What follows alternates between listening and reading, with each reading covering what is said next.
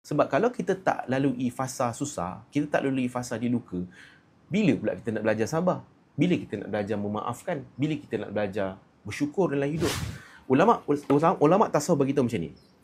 Untuk kita ni, perjalanan kita ke syurga ni, kita ni ibarat burung yang terbang, yang memerlukan 2 sayap untuk terbang, untuk nak sampai ke syurga. Dan ulama tasawuf bagi tahu, sayap untuk kita terbang ke syurga ni, dia memerlukan 2 sayap. Sayap pertama namanya sayap sabar. Yang kedua adalah sayap syukur.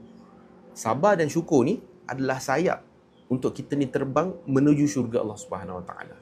Jadi, kalau bayangkan kita ni tak ada sabar ataupun kita ni tak ada syukur, jadi dia akan membantutkan perjalanan kita masuk syurga. Semua orang dalam syurga.